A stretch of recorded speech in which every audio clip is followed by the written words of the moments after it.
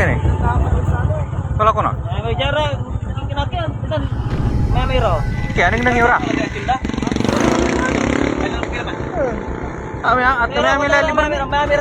Sa Facebook Live na ito, bakas ang takot at pagkabahala ng mga residente ng Barangay Tanolong sa Bayambang, Pangasinan.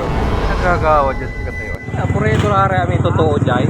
Lahat natataranta sa mga kumakalat na kwento na sa kanilang sityo, di umano, may lumilibot na mga miyembro ng kulto. Nar, Susuko na may apoy. akin na. May pabalik. Kaya sa may keras sila.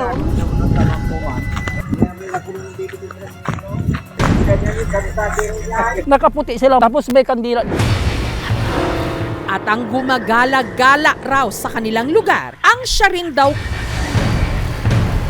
kumakatok sa mga bahay-bahay para di umano makapambiktima. Sabi naman nila, kumukuha daw ng mga dalaga yan at ipapatubos. Yung sa balita nga po may mga armas, baka ano gawin, kaya po yun natakot po kami.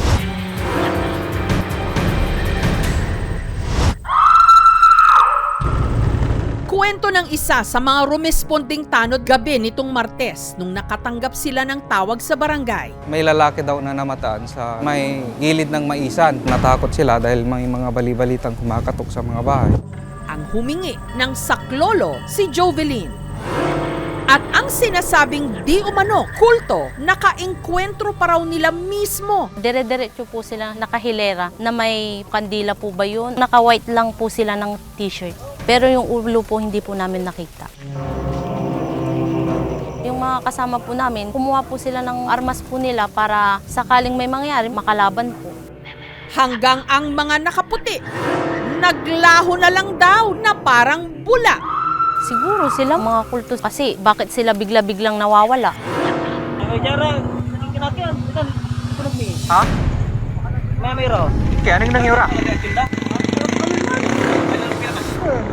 May mayro plus. Ang nadatnan lang po namin doon sa area, yung mga taong nagkakagulo na may daladalang itak, pamalo. Hindi naman natin masigurado kung ano ba talaga yung mga yun dahil wala naman po talagang katibayan at patunay. Ang mga taong nakaputi, nakita rin daw ni na Reagan na humarang pa raw sa kanilang daanan. Pumunta kami doon sa Sinda, nag-tricycle kami, kasama ko ang asawa ko, anak ko. Alas 8 po ng gabi. Pagbalik namin, may umakyat na lalaki doon sa daanan ng tricycle namin. Nakaputi sila, tapos may kandila. Makikita po yung itsura niya kasi po parang madre po siya yung tignan po. Ang isa nila di umanong miyembro, pinuntirya pa raw ang gamit nilang tricycle. Inila yung tricycle ko. Sabi ko sa asawa ko, kumapit ka, umiiyak yung anak ko. Ang natakot po ako na anong klase silang tao. Pagkalingon ko, may isa pong nakabitin doon sa carrier po ng tricycle namin. Nung nabitawan niya, nagpatakbo ako ng malakas. Sabi ko sa Panginoon, tulungan niyo po ako kasi di ko po alam ang gagawin ko nito. Dito po yung nangyari po sa amin. Nakita po yung tao dito na umakyat. Sa takot ko talaga, pinabilis ko na yung takbo ko. Ang mga nakita nilang pumaparadang nakaputi, ang siya ngayong kinatatakutang umiikot at itinuturo nilang siya rin daw kumakatok sa mga bahay-bahay sa Barangay Tanolong. Gaya ng naranasan ni Vivian, nito lang daw Miyerkules. Mag-11 na po ng gabi kasi nasa kwarto na kami. Unang narinig ko yung mahinang katok lang siya. Tapos umulit siya. Maingay na yung aso, tapos parang may tumakbo papunta doon. Naulit na naman yung katok. Nagpanik na rin ako dahil kami-kami na nga lang dyan. Sabi naman nila, kumukuha daw ng mga dalaga yan at ipapatubos. Sinilip ko sa bintana, nakita ko yung ano. Hindi ko binuksan kasi baka may dala siyang itak o baril. Ang mga misteryosong nangangatok, umaatake na rin daw sa katabing barangay na inirangan. Mga bandang 9:20. Ang nakita ko po doon, 5 katao na padaan sila sa papuntang bukid. Nakabunit lang. Hindi ko po nakilala kung sino po mga yun. Kabado po ako talaga dahil ako lang mag-isa po doon. Ang mga tanod, gabi-gabi tuloy na nagro-ronda.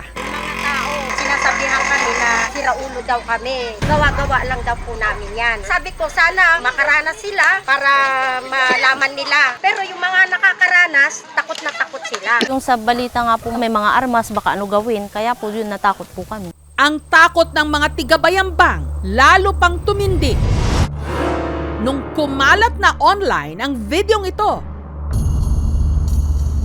na pruweba raw na meron talagang gumagala sa kanilang kulto. Sa video, makikita ang isang grupo na nakasuot ng puti, may hawak na kandila. At tila nagpo-prosesyon kahit pa raw 10 oras ng gabi. Ayon sa mga komento, ang kulto, totoo po yan.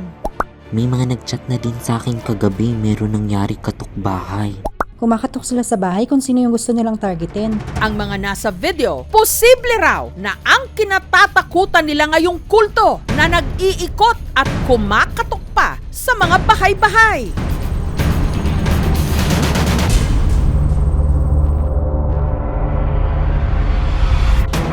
Sa kalagitnaan ng aming shoot sa Barangay Tanolong nito lang Huwebes, ang mga kagawad at tanod nakatanggap ng report. Sa Sitio Cambuca po tayo pupunta. May nag-report dito na meron daw pong nakitang dalawang babae na nakaputi. Kahina-hinala daw na galaw, hindi nila kilalang tao.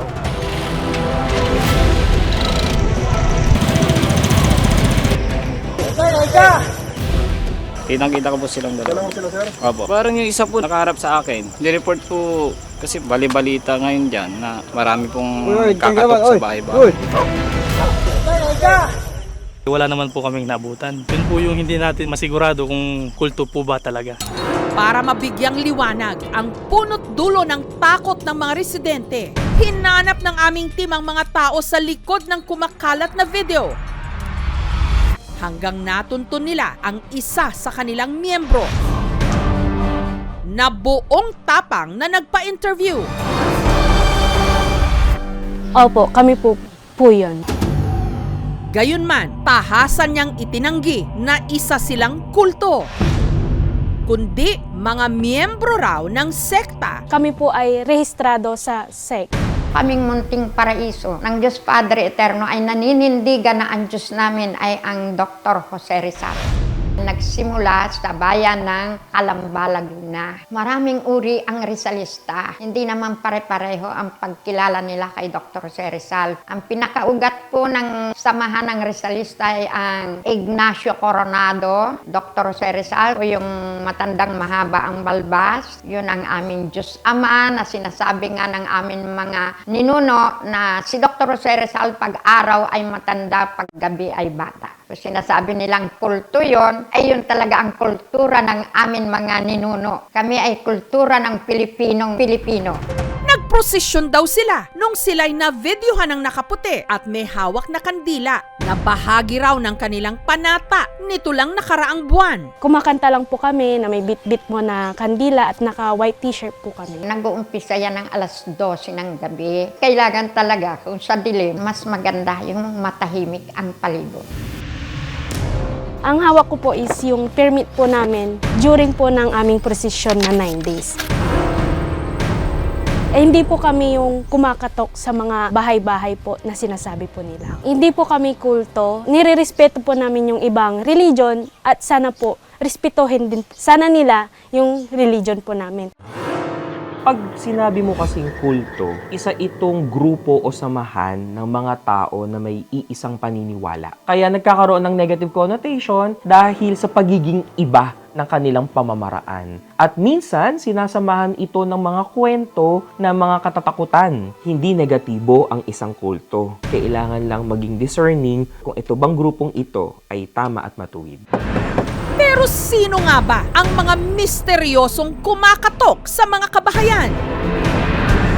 Ayon sa isinagawang investigasyon ng LGU ng Bayambang, ang mga sinasabing kumakatok sa mga kabahayan, isa raw lalaki na may kondisyon sa pag-iisip. Kami po ay nakakuha ng CCTV video and statements. Siya po ay nagkakatok-katok sa mga bahay upang manghingi ng pagkain sa ating mga kababayan na itigil po yung ganitong pagkakalat ng maling impormasyon. Ayaw po namin na magkaroon ng takot. Ang isang malit na impormasyon na pwedeng lalabas ay malaki ang epekto. Huwag po kayong mag-alala, marami pong friendly forces na nakadeploy. Sana sa mga hindi naniniwala, samahan na lang kami ng dasal. Mag-ingat lang sila. Huwag silang matakot. Pag mayroon silang nalaman na ganyan o kaya naramdaman sa bahay nila, ipaalam lang nila sa akin at kami re-responde agad. May nagagawa dyan si Katayoy.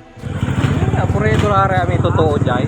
Ang mga misteryong nababalot sa dilim, mas mabuting hinahanapan ng kaliwanagan. Para ang takot, hindi tayo laging kinakatok.